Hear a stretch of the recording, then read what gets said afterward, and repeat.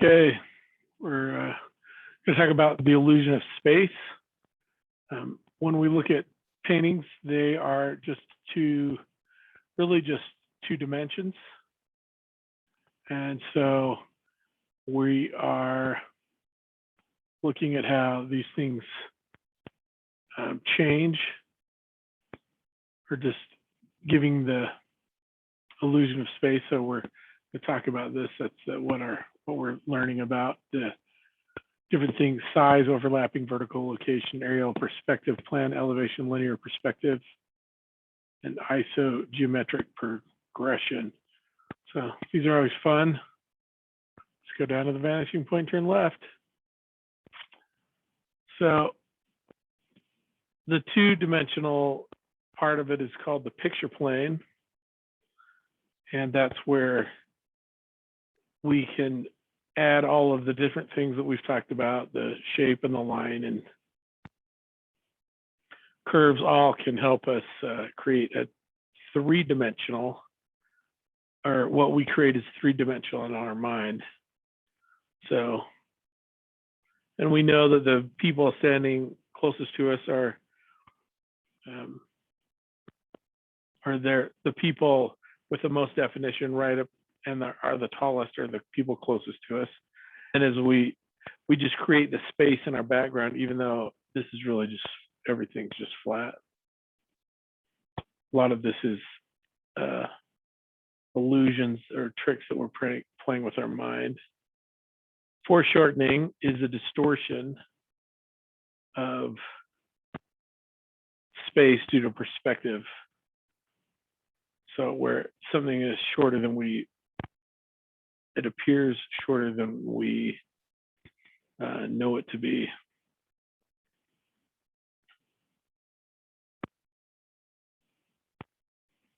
So here too is,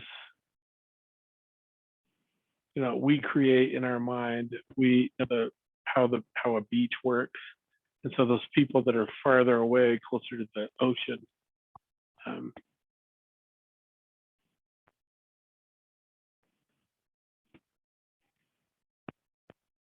even though this person right here is larger than this person, so we are assuming that this person is actually closer than these people. However, the distortion's a little bit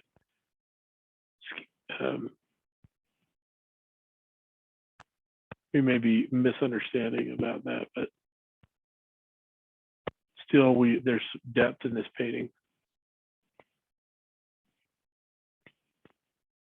So more spatial effects too. The smaller things we just assume are farther away.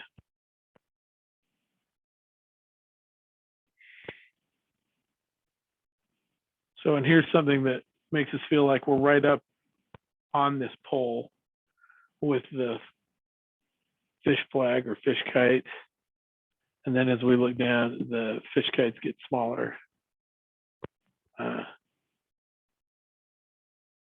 This still looks like it's pretty big. And we're making that assumption because these look really big in proportion to everything else that's going on in the background. So we're making all of those decisions and assumptions as we look at these. So here's one, once again, we've got depth just because of the shapes and the figures.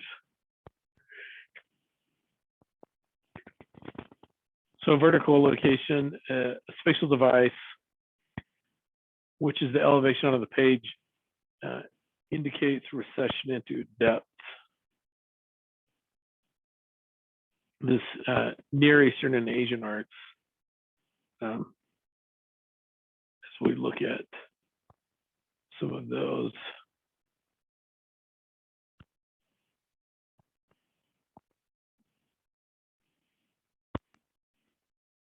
So here's vertical location.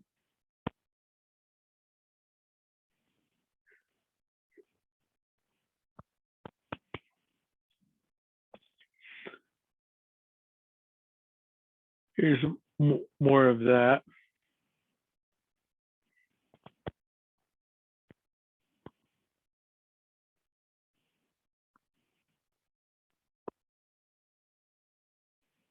So here, there isn't a whole lot of depth in here because the objects are out of proportion.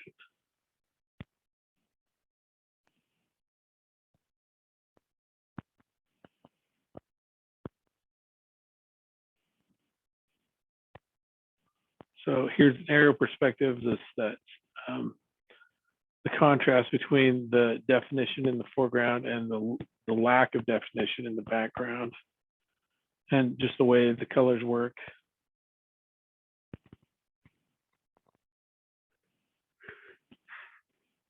Another perspective from Yosemite Valley, you can see Half Dome in the background, but this is a picture from Ansel Adams, and so we really get the sense of depth here for the darker foreground and the lighter and less defined background.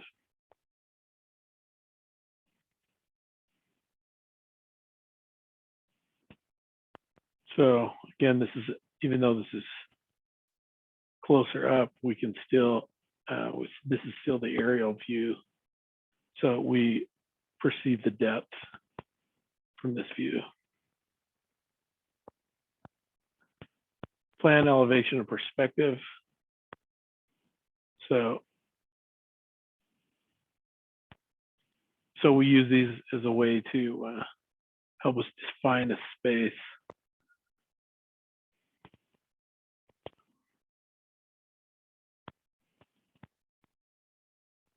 So interesting how Frank Lloyd Wright here. So we see the plan from the top, perspective here, and then, or elevation and then perspective, to see, what it's going to look like. This is how tall it's going to be. This is going to be the area it covers.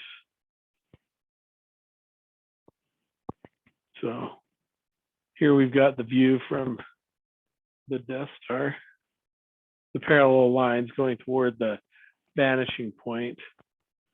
Just help us realize that there's depth, or help create the illusion of depth here in this. So the Piero del Francisca from Italy. So we've got a fixed vantage point. We're out there behind the building, but if you look, it's all these lines are going in the same point. So once again, here's another strong linear perspective where you can see all these lines going out to a vanishing point. So all the lines throughout the picture are pointing out to that vanishing point, helping to create the depth.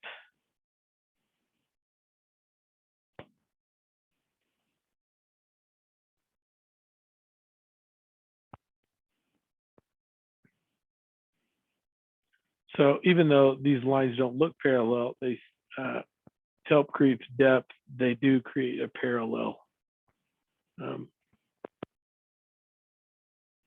perspective.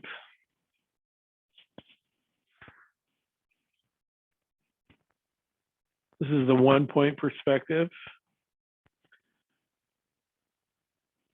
Here's another 1-point perspective. You can see the lines in the painting, the lines of where the people are all pointing to that one. Now here's a 2-point perspective. This looks more natural to us. Got the vanishing points, vertical lines, but help us figure out this art. Here's a 2-point perspective. Another painting from Italy.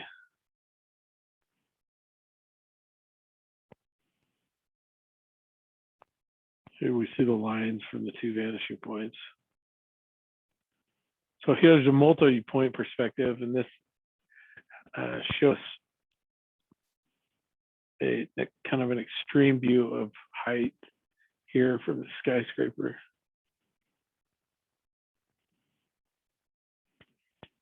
Here's another multi-point perspective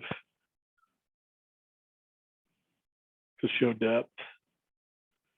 See the lines drawn here where they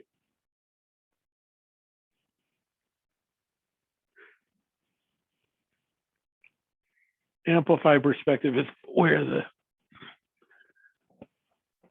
Uncle Sam's fingers thrust forward to help us feel more emotion. It's another one where just the camera angle.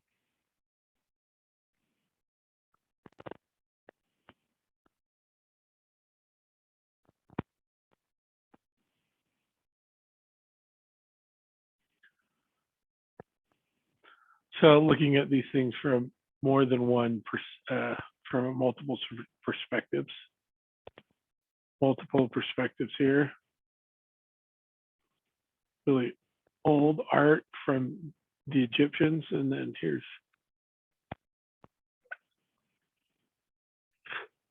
just an abstract.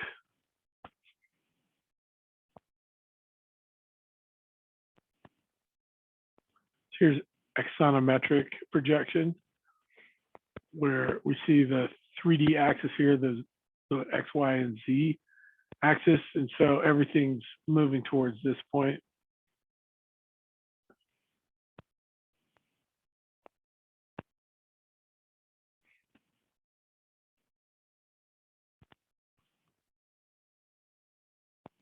So here's a mechanical drawing we're talking about.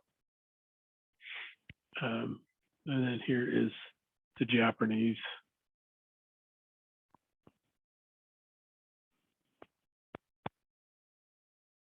So the concept of enclosure, we've got closed form, and closed form is when the objects lead outside of the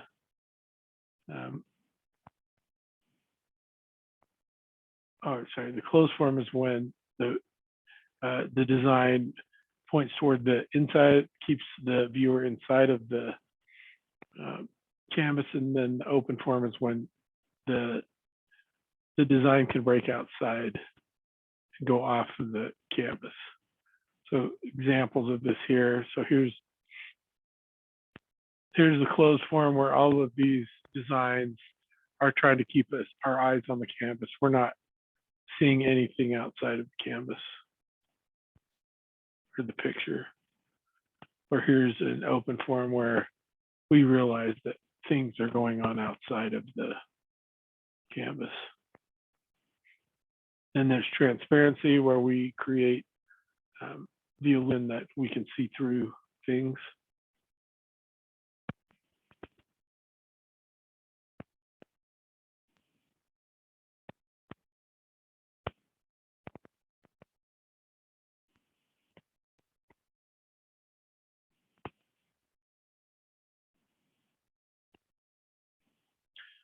So this, we're not really sure where the foreground of the background is as we move around. Our brain is trying to figure that out, and we'll switch between those. So here's ways to show depth, size, overlapping vertical location, aerial perspective, plan and elevation, linear perspective, 1-point perspective, 2-point perspective, 2-point, amplified, multiple isometric, open form, closed form. So now we can move on to Galas, which is Lithuanian for end. So we'll go on to the next presentation, is the illusion of motion. So even when things are still and on the 2D plane, we can create motion, or at least what our brain will convert into motion. So here's the figure repeated, figure cropped, blurred, fast shapes, multi-image, lines of force, grouping multiple images, and optical movement. So here we've got the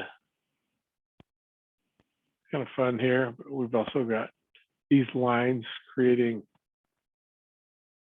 the illusion of movement. So everything is constantly changing in our environment around us, and so it's easy to see or guess what's happening in this.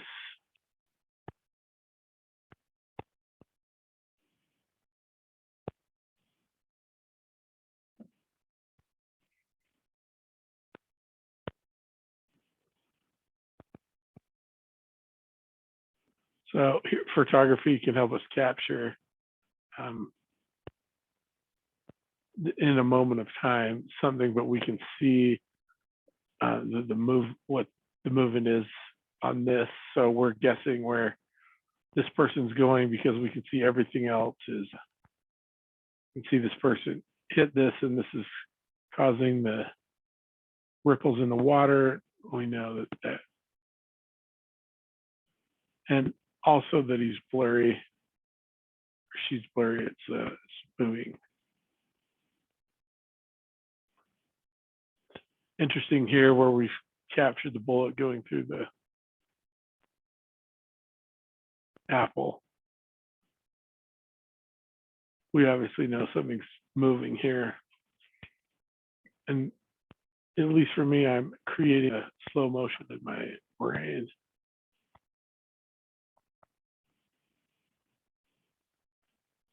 So the kinesthetic empathy is where we are creating the movement unconsciously.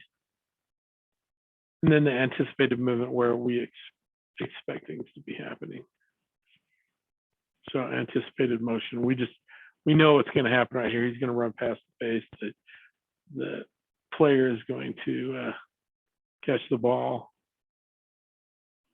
Could drop the ball, but we know the ball is going to be moving.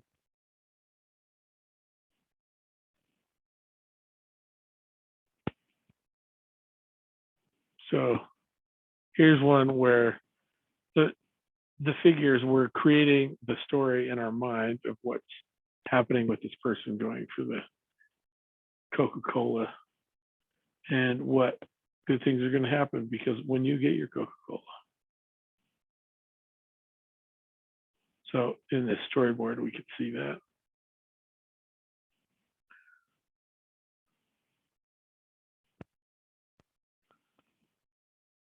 So interesting here to see, we obviously know that there's just a moment in time it's captured.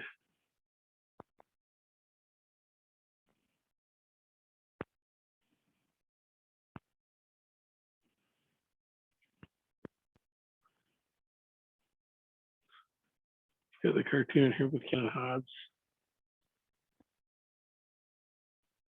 There's all this motion and movement that we're creating in our minds.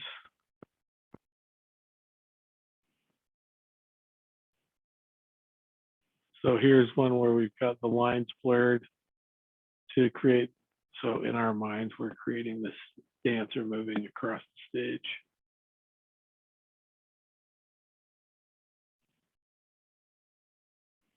So also in the logo here, we're just the way that they're drawing, they're creating motion.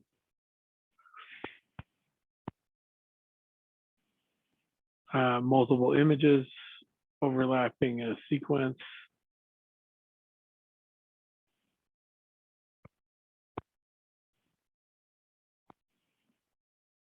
See this pole vaulter.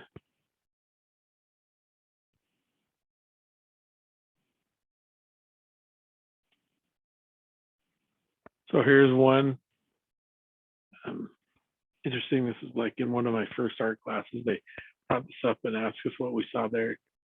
I said that I saw movement. I didn't know what it was. As soon as you know the name, it becomes obvious. You know, it's news descending a staircase. I saw this one time in a museum, the original of this in a museum in New York.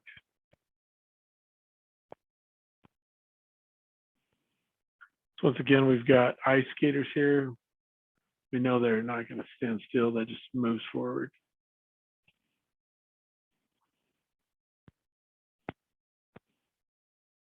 So here's groups of images that are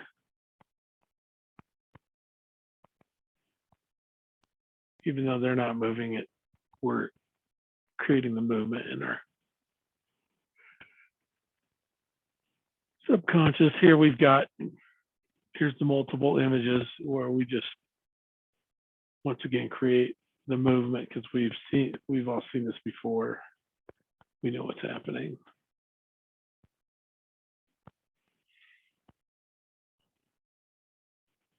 So here's optical movement. This is kind of optical illusion. So there's the after image that we will see after looking at intense color and then quickly glancing away towards a white surface where the complementary color seems to appear, or follows movement such as undulating lines and spaces. So here's one. Interesting is you move your eyes around the grid, we see that after image that the black dot looks like it's blinking, or the flickering effect.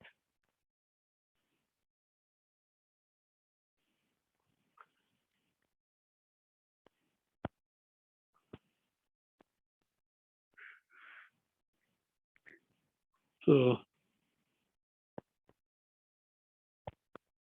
we stare at that, it creates movement.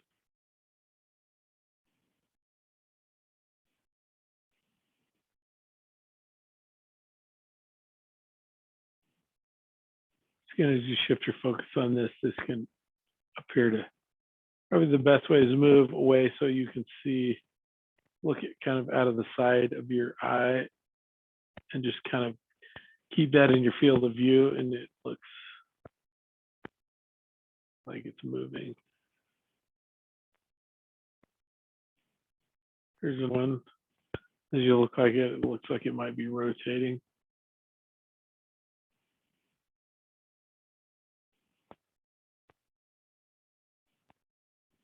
This one, as we change our, at least for me, when I change the perspective, it looks like there's all kind of movements. There's really nothing moving in here.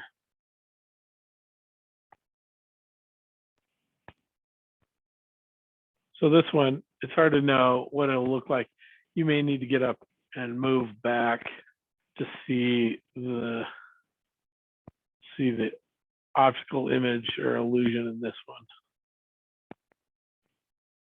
I'll do it again. As that comes in, you can, once again, if you look off to the side of the screen by about 45 degrees, you can maybe see the panda in the picture. Otherwise, just move your head from right to left and you will, that panda will appear. So there's ways to suggest motion in two-dimensional art: figure repeated, figure cropped, multiple images, blurred outlines, fast shapes, lines of force, grouping multiple images, and optical movement.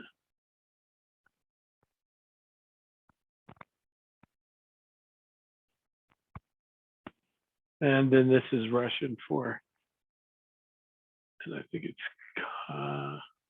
Konyets is how to pronounce that, which means we're finished.